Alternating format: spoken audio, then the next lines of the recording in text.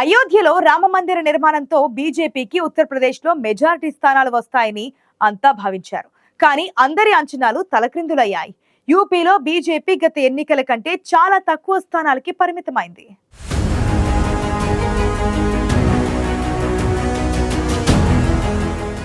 రామ్లాలా ప్రాణ ప్రతిష్ఠ జరిగిన అయోధ్య ప్రాంతంలో కాషాయం పార్టీకి చేదు అనుభవం ఎందుకు ఎదురైంది? ఫైజాబాద్ లో బీజేపీ ఓటమికి కారణం ఏంటి?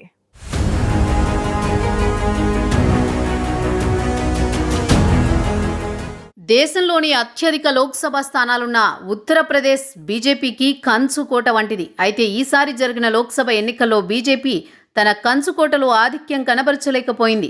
గత 2 పర్యాయాలు యూపీలో మెజారిటీ స్థానాలను కైవసం చేసుకున్న బీజేపీ ఈసారి మాత్రం విపక్ష కూటమి కంటే తక్కువ స్థానాలను కైవసం చేసుకోవడం రాజకీయ విశ్లేషకులను సైతం ఆశ్చర్యానికి గురి చేసింది. ఉత్తరప్రదేశ్లో బీజేపీ ప్రభుత్వమే ఉంది. దీంతో పాటు యూపీలో గత 2 పర్యాయాలు భారీ సంఖ్యలో సీట్లను సాధించింది బీజేపీ. కానీ ఈసారి మాత్రం గతంలో మాదిరిగా మ్యాజిక్ రిపీట్ చేయలేకపోయింది.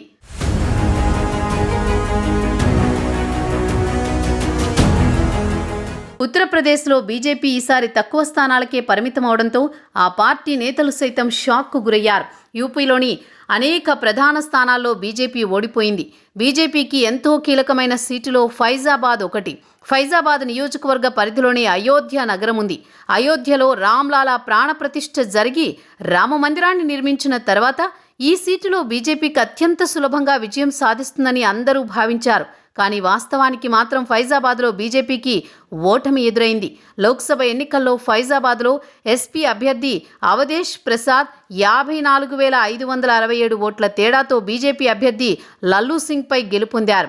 అవధేష్ ప్రసాద్కు మొత్తం 5,54,289 ఓట్లు రాగా బీజేపీ అభ్యర్థి లల్లూ సింగ్కు 4,99,722 ఓట్లు మాత్రమే వచ్చాయి.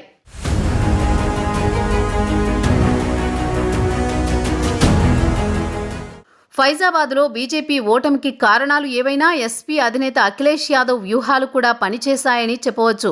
అయోధ్య రామాలయం ఉన్న ఫైజాబాద్ నియోజకవర్గం జనరల్ సీటు అయినప్పటికీ అఖిలేష్ మాత్రం అయోధ్యలో అత్యధిక జనాభా ఉన్న పాసి కమ్యూనిటీకి చెందిన అభ్యర్థి అవధేష్ ప్రసాద్ను బరిలోకి దింపారు.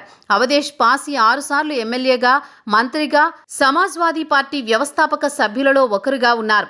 అయోధ్యలో సంఖ్యాపరంగా పాసి కమ్యూనిటీ అతిపెద్ద కులంగా ఉంది. దీంతో అఖిలేష్ యాదవ్ వారి మద్దతు దక్కేలా పాసి కమ్యూనిటీకి చెందిన అభ్యర్థిని బరిలో నిలిపారు.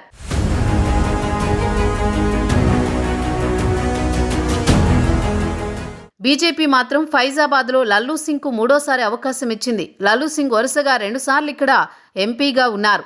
రాజ్యాంగాన్ని మార్చే అంశాన్ని మొత్తం ప్రతిపక్షాలకు అప్పగించింది ఇదే లల్లూ సింగ్. రాజ్యాంగాన్ని మార్చాల్సిన అవసరం ఉన్నందున మోదీ ప్రభుత్వానికి 400 సీట్లు అవసరమని లల్లూ సింగ్ స్వయంగా చెప్పారు. దీంతో ఆయన వ్యాఖ్యలు దేశవ్యాప్తంగా రాజకీయ దుమారానికి కారణమయ్యాయి. అలాగే అవధేష్ పాసిదే అయోధ్య అనే నినాదం ముందు బీజేపీ కా మందిర్ కా ప్రతాప్ బ్రాండ్ మోదీ మాయాజాలం ఏమాత్రం పనిచేయలేదు. రామమందిరం శంకుస్థాపన తర్వాత దేశవ్యాప్తంగా హిందుత్వ పేరుతో ఓట్లు రాబట్టేందుకు ప్రయత్నించింది కమలం పార్టీ. కానీ బీజేపీ ప్రయోగం అయోధ్యలో మాత్రం ఫలించలేదు.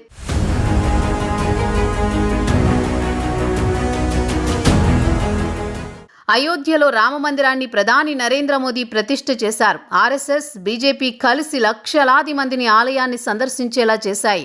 ప్రధాని మోదీ అయోధ్యలో రోడ్ షో నిర్వహించారు.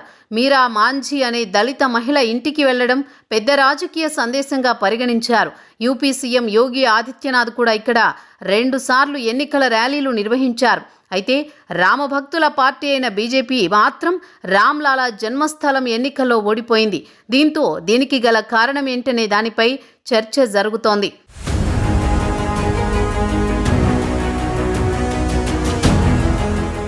గత ఎన్నికల్లో సమాజ్వాదీ, బీఎస్పీ పొత్తు పెట్టుకుంది. బీజేపీ అభ్యర్థి లల్లూ సింగ్ 65,000 ఓట్లతో విజయం సాధించారు. కానీ ఈసారి మాత్రం 54,000 ఓట్ల తేడాతో సమాజ్వాదీ పార్టీ చేతిలో ఓడిపోయారు లల్లూ సింగ్.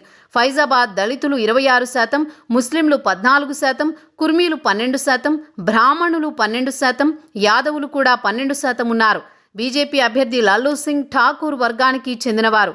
2014-2019 సంవత్సరాల్లో లల్లూ సింగ్ ఇక్కడి నుంచి ఎంపీగా కూడా ఉన్నారు. అయితే ఈసారి చాలా వ్యతిరేకత వచ్చింది.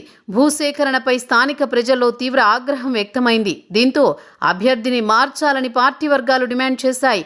కానీ అది జరగలేదు. స్థానిక సామాజిక సమీకరణాలు బీజేపీ అభ్యర్థిపై ఉన్న వ్యతిరేకత కారణంగా ఫైజాబాద్లో సమాజ్వాదీ పార్టీ జెండాను ఎగురవేసింది. ఫైజాబాద్లో విజయంపై ధీమాగా ఉన్న బీజేపీకి ఊహించని పరాభవం ఎదురైంది.